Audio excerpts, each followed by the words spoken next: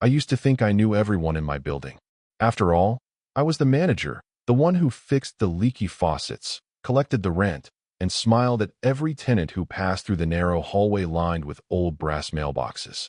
But the man in 2B, he was a mystery. He'd moved in almost a year ago, quiet as a ghost. Always paid on time, always polite, never complained. His name on the lease was James Porter, but I never saw him talk to anyone. No family, no visitors, no noise. The kind of tenant every landlord dreams of, until one month, the rent didn't come. At first, I told myself he probably just forgot. I slipped a polite reminder under his door. Nothing. A week later, another note. Still silence. And when I knocked, really knocked, I heard the faint shuffle of footsteps on the other side, but no answer. That's when the irritation started to mix with curiosity. When 2 months passed, I had no choice. My boss, the actual owner, was pressing me hard.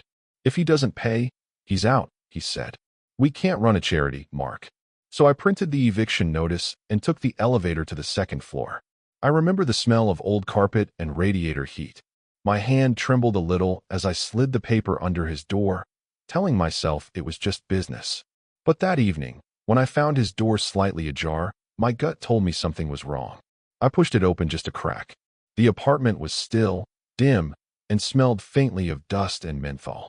On the table, next to an empty cup of tea, was a worn leather wallet. I don't know what made me pick it up, curiosity, maybe guilt, but when I flipped it open, I froze. Inside was a photograph. Faded, folded, and unmistakable.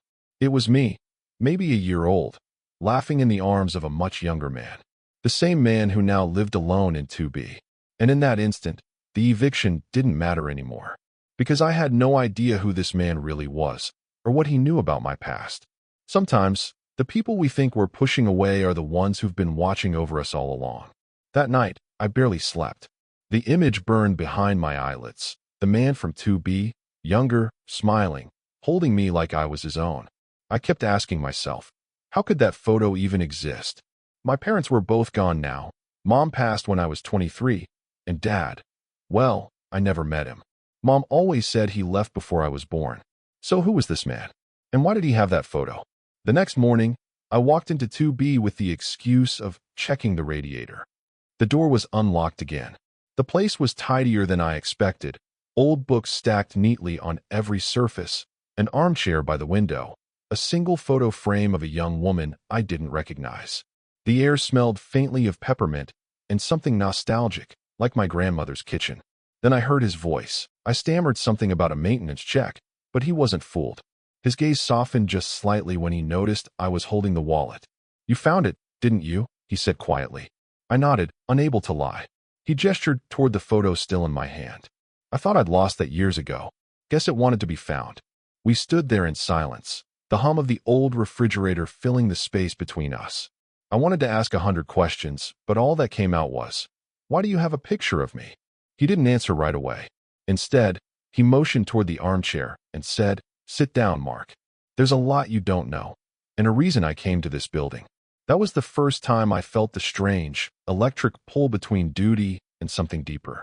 Sometimes, the truth doesn't knock. It just walks through the unlocked door. I sat down, though every part of me wanted to bolt. The old armchair creaked as I sank into it. Mr. Porter, or whoever he really was, lowered himself slowly into the chair opposite mine. His hands trembled slightly as he poured tea from a chipped pot. The silence between us stretched, thick as fog. Finally, he said, your mother's name was Elaine, wasn't it? My stomach dropped. How do you know that? He smiled faintly, eyes wet. Because she was my sister. For a second, I couldn't breathe. The words hung there, almost absurd. I let out a shaky laugh. That's impossible. My mom never mentioned. She wouldn't have, he said softly. We had a falling out a long time ago. I left town before you were born. By the time I tried to come back, it was too late. She'd already moved on. He reached into a drawer and pulled out an old envelope, yellowed with age. Inside were letters, some addressed to Elaine, some returned unopened. My hands shook as I unfolded one. The handwriting was elegant, but tired. I want to see the boy. I just want to know he's okay. I looked up at him. You're saying you're my uncle? He nodded. You're only one. And I didn't come here by accident, Mark. I came because I knew this building was yours. I needed to see you, even if you never knew who I was." The words rattled in my chest. Part of me wanted to believe him. Another part screamed that this was crazy. He must have seen the doubt in my eyes because he said quietly, "If you don't believe me, there's a way to know for sure. There's a box. Your mother left it for me. It's in the storage room downstairs, in the old trunk marked with her initials. A test, then. One that could confirm everything, or expose a lie. I didn't realize it yet, but by agreeing to look for that box, I was opening a door I'd never be able to close again. Sometimes, the hardest truth to face is the one that might heal you. The storage room was one of those places no one wanted to enter unless absolutely necessary. Damp, dark, filled with decades of tenants' forgotten things. Broken lamps, boxes of tax papers, Christmas decorations gone gray with dust. I'd been in there 100 times, but that night, it felt like walking into a tomb. The single light bulb flickered as I searched the shelves. Elaine Miller. My mother's initials. My heart thudded faster with every label I brushed aside. And then, in the far corner beneath a tarp, I saw it. A weathered trunk, brass corners tarnished, initials carved faintly into the wood. My hands trembled as I dragged it out. The latch was stiff, but it gave with a metallic click. Inside, beneath layers of faded linens, were fragments of another life. A small music box, a dried corsage, a bundle of letters tied with blue ribbon. And beneath those, an envelope addressed to James. I held it for a long moment before opening it. My mother's handwriting was unmistakable. "If you ever find him, tell him I never stopped hoping. Tell him I forgave him long before he asked. But don't tell him about the boy, not until he's ready." The letter shook in my hands. I felt dizzy, like the floor had dropped away. Ready for what? Forgave him for what? Behind me, I heard the door creak open. Mr. Porter stood there, quiet, his eyes wide when he saw the trunk. "You found it," he whispered. I turned toward him, the letter trembling between my fingers. What did she mean by this? What did she forgive you for? He didn't answer right away. He just looked at me with a kind of sorrow that felt ancient. For walking away when she needed me most. For choosing pride over family. He looked so small standing there, a man carrying decades of regret. And somehow, I couldn't bring myself to hate him. Because something in me knew, I'd been carrying my own kind of pride too. Sometimes, finding the truth isn't about digging up secrets. It's about deciding which ones to keep alive. I took the letter upstairs with me, unable to stop rereading it. Each word felt like it was reaching through time, stitching together pieces of a family I'd never known I had. But the line that haunted me most was the last one. "Don't tell him about the boy until he's ready." What did my mother mean? Ready for what? The next morning, I knocked on 2B again. Mr. Porter, Uncle James, I supposed, answered slower this time, leaning on the doorframe. His eyes looked tired, but when he saw the letter in my hand, he motioned for me to come in. "I read it," I said quietly. "All of it." He nodded, staring down at his tea. "Then you know why I stayed away. Your mother and I, we were both stubborn. She thought I'd judged her when she told me she was pregnant. Truth is, I was scared. I thought I'd failed her. And by the time I came back, she'd built a new life. A good one. I didn't want to ruin that." I sat across from him, trying to absorb it all. "You watched me grow up without ever saying who you were." He gave a faint, rueful smile. "I tried once. Came to your 8th birthday party. Stood across the street, watching you blow out your candles. You laughed just like she did." My throat tightened. I didn't remember that day, but something in his voice made it real. "And now?" I asked. "Why move here? Why rent for me?" He hesitated. "Because I'm dying, Mark. The doctors call it gentle words, late stage, palliative, but I know what it means. I just wanted to make things right before I go. To see you one last time." The words struck like a bell. Clear, cruel, final. I felt anger, grief, and something unexpected, tenderness. The man I'd tried to evict wasn't a stranger anymore. He was the last thread of family I had left. Sometimes the truth doesn't just change what you know, it changes who you are. After that day, everything changed, but not the way I expected. I started checking in on James daily, bringing groceries, fixing little things around his apartment. He never asked for help, but I could see the exhaustion behind his polite smile. Some days he was sharp, telling stories about my mother, how she used to hum while washing dishes, how she loved thunderstorms. Other days, he would drift mid-sentence, his voice fading into silence. But then came the letter from the property owner. A thick envelope with my name printed in cold black ink. Inside was a notice. The building had been sold. The new investors wanted to renovate the units, meaning everyone had 60 days to vacate, including James. I felt my stomach twist. I tried calling the new management office, pleading for an exception, explaining that one tenant was terminally ill. The woman on the line just sighed and said, "Sorry, Mr. Miller. Policy is policy." That night, I sat in my tiny office staring at the eviction forms, the same kind I'd once slipped under his door. I couldn't do it again.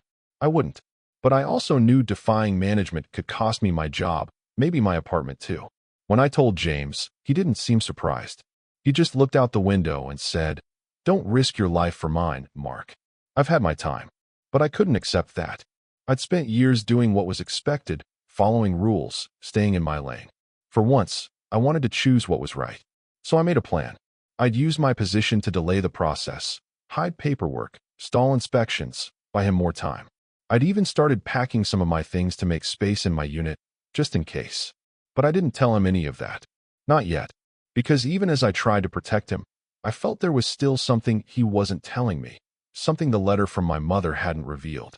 And in the quiet of that evening, as he coughed softly in the next room, I realized love and truth both demand the same price, courage. 2 weeks later, everything began to unravel. The building inspectors came earlier than expected, clipboard in hand, eager to document violations. I tried every excuse I could think of: water leak on 3, elevator outage, tenants on medical leave. When they knocked, James wasn't strong enough to answer. I opened the door, trying to block their view, but one of them brushed past me. He paused by the window, writing something on his clipboard. "Unsafe living conditions," he murmured. "We'll have to flag this one for immediate vacate." I felt something snap inside me. You can't just throw him out. He's dying. The inspector barely looked up. Then he needs hospice care, not rent-controlled housing. After they left, I found James sitting in his armchair, pale and tired but calm. "You did what you could," he said gently. "It's time, Mark." "No," I said. "It's not." He looked at me with those same kind eyes that had once held me as a baby. "You can't fix everything by fighting harder. Some things need to end for new things to begin." That night, desperate and angry, I went back to the storage room, searching for anything that could help him stay. Old records, tenant archives, anything. And that's when I found another envelope wedged behind the trunk. It was addressed to me, in my mother's handwriting. Inside was a photograph, my mother, younger than I'd ever seen her, standing beside James. They were both holding a newborn. Me. On the back, in faint ink, were 4 words that made my knees give way. "For when he knows." When I showed it to James, tears filled his eyes. "She wanted you to know the whole truth," he whispered. "I wasn't just her brother, Mark. I was your father." The room spun. Everything I thought I knew about my life, about me, tilted on its axis. The man I'd almost evicted wasn't just family. He was the one I'd been searching for my whole life. Sometimes, the greatest confrontation isn't with another person. It's with the truth you never dared to imagine. I sat in silence for what felt like hours. The hum of the refrigerator, the ticking of the old wall clock, everything sounded distant, unreal. My father. The word itself felt foreign, like it belonged to someone else's story. James, or rather, Dad, didn't push me to speak. He just sat there, breathing shallowly, his eyes tracing the edges of the photo as if it held the last thread of a life he'd tried to piece together too late. "She told me you were better off without me," he said finally, his voice rough. And maybe she was right. I wasn't ready then. I didn't know how to love without guilt. He looked at me, eyes glassy. But I never stopped watching from a distance. Every birthday, every school year, I knew where you were, what you were becoming. I was proud, even when I had no right to be. I wanted to be angry. I wanted to ask him why he'd let me grow up believing he'd abandoned us. But all I felt was this heavy, aching sorrow, for the years lost, for the chances gone. So instead, I reached for his hand. It was frail, warm, trembling. "You could have told me," I whispered. "I was afraid you'd hate me," he said. I shook my head. "You gave me something better than hate. You gave me a second chance to forgive." We sat there until the city outside began to dim. The light from the window caught the dust in the air, soft and golden. He smiled faintly. Your mother used to say forgiveness is the closest thing to grace we get in this life. A few days later, he was gone, peacefully, in his sleep. I found the photo still clutched in his hand, as if he'd taken it with him. I kept the apartment empty for a month after. Not out of grief alone, but gratitude.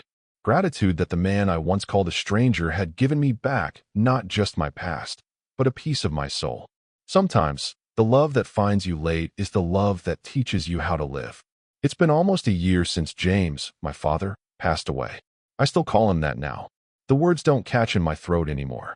Sometimes, when I pass his old door on the second floor, I catch the faint smell of peppermint and old books, as if a small part of him decided to stay. After he was gone, I found more letters tucked into that same trunk. Notes he'd written but never sent. Apologies, prayers, quiet reflections. One of them was addressed to me, but unfinished. It simply said, "If you're reading this, then maybe I did one thing right." That line has stayed with me. The building's new owners never went through with the full renovation. I think our story, moved them in some quiet way. They agreed to preserve one floor, naming it the Porter Wing, for senior tenants who had nowhere else to go. I still manage the property, but now I do it differently. I learn people's stories before I judge their situations. I visit instead of issue warnings. I listen. And sometimes, when I help an old tenant fill out a form or fix a leaky pipe, I see my father's hands in my own. The steady patience, the quiet kindness he carried like an invisible badge. I've even started writing letters myself, not because I expect anyone to find them, but because it feels right to keep the conversation going, to honor what was almost lost.